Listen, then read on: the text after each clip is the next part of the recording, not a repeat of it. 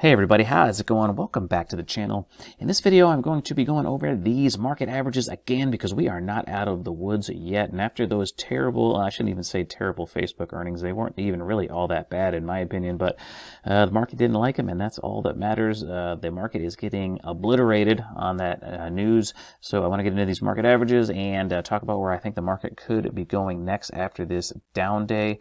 And then I'm going to get into the trades that I made today. But before I get into any of that, please remember, not a financial advisor. Please make all of your own trading decisions. This is only for entertainment purposes only.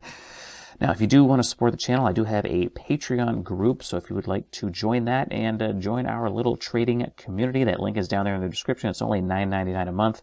I do a pre-market video almost every single day on the Patreon page, just showing you what is on my watch list and if there's anything else I see happening in the market.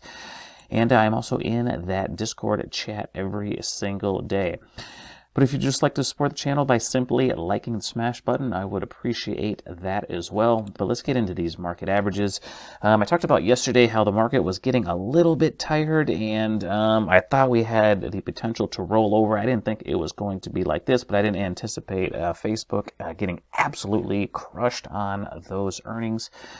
But I did end up buying some SQQQ calls, so I made a little bit of money in this downtrend, in this downturn. But I'll get into that in a minute.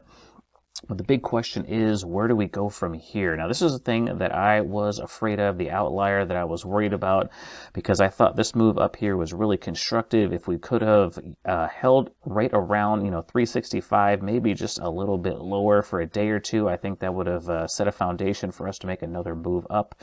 The only thing that could have thrown a wrench in that was a big gap down, and that's exactly what we're getting right now. Now, the trading day still has some time left in it, but as you can see, the volume is actually quite low. So that's one of the reasons why I covered that SQQQ trade, and like I said, I'll get into that in a little bit, but it just didn't seem like there was going to be all that much oomph going to the downside, but it looks like it's starting to accelerate a little bit as the day is going on. So I might have been a little bit early getting rid of those. But looking at the spider, let's take a look at the S&P 500. We can see the S&P 500 is doing a little bit better than the NASDAQ, but it's right at that 8-period exponential moving average, and it looks like we're probably in danger of breaking through that. So that is not a good sign. Jumped above that 8-period exponential moving average a couple of days ago, and if it continues to go lower today, it's going to be one day right back below it. So that is not a good sign for the trend in the short term. And if you take a look at the Dow Jones Industrial Average or the DIA, the diamonds, you can see this is really not so bad. It's definitely above that 8-period exponential moving average and the 200, which is a good sign, but making a little bit of an evening star formation.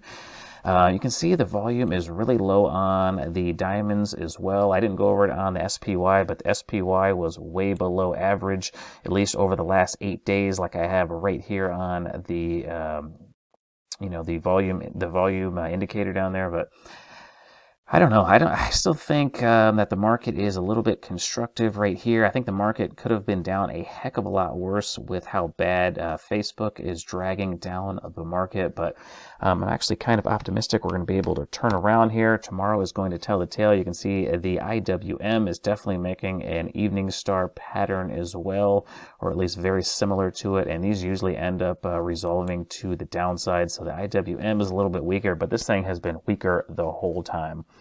Now, what we do have coming out after the bell is Amazon earnings, so maybe Amazon can save the market, but people are selling off Amazon like they know what's coming. I mean, look at the volume right there that's on Amazon.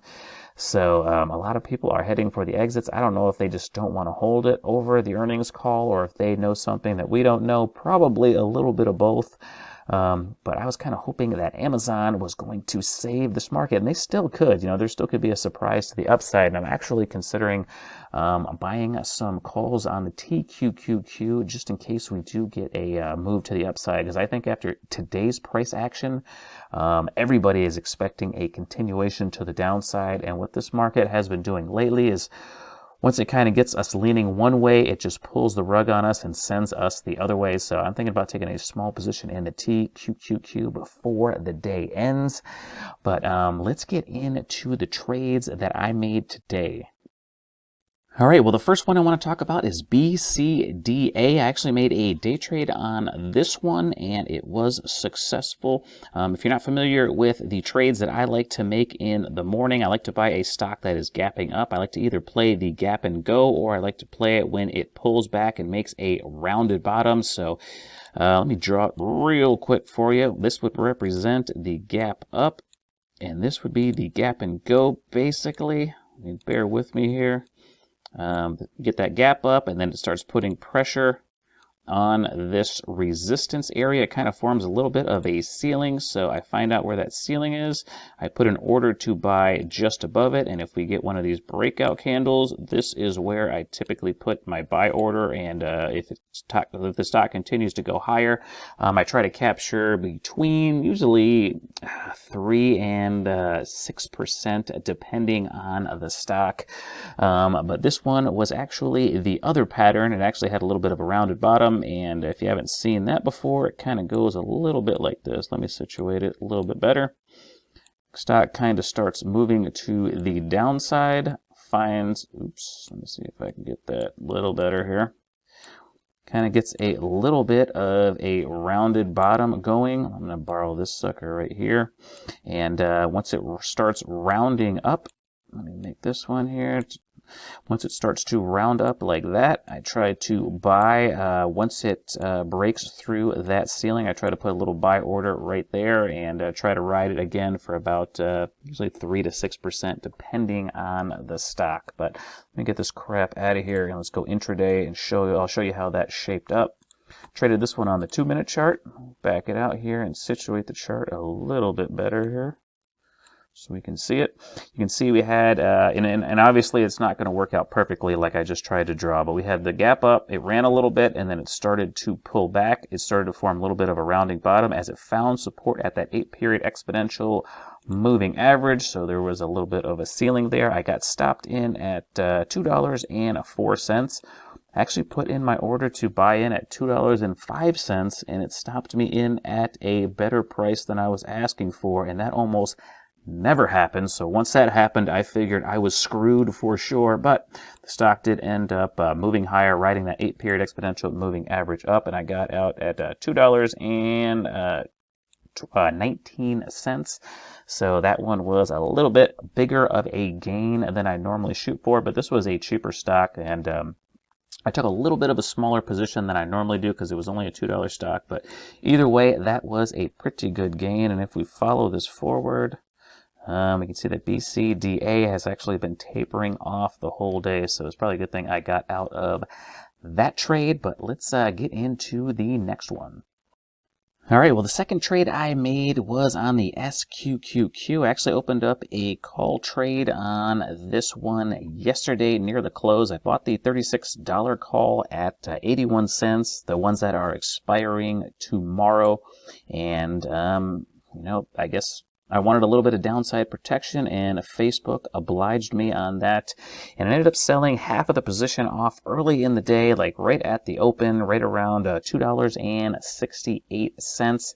And then I sold the rest a little bit later in the day at $3.21 a contract. So a pretty decent gain on this position. But I mean, the market is continuing to sell off as I am doing this video.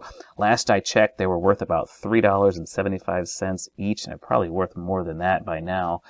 So I could have made a lot more if I held on, but it was a pretty decent gain. And if this market continues to accelerate to the downside tomorrow, I'm going to wish I probably held on to them a little bit longer. But it kind of looked like the market was getting like it was trying to find a little bit of a bottom, but that didn't happen. After I sold off, they broke through the low of the day, and the Qs kept rolling over, and it looked like they were dragging everything else down with it. So I don't know. I'm kind of getting the feeling like they're probably going to run the market the other way tomorrow, but the way the market is closing right now, I don't know. I'm not so sure about that right now, but I was thinking about buying some calls in the TQQQ, which is the opposite of the SQQQ, in case we had another gap up tomorrow, which it could happen. Amazon's coming out with their earnings after the close. Even though people are selling that thing off like crazy, who knows what's going to happen in this crazy market. So I might end up buying some calls on the TQQQ, but those were my trades for today. If you have any questions on any of those, make sure you leave it for me down there in the comment section.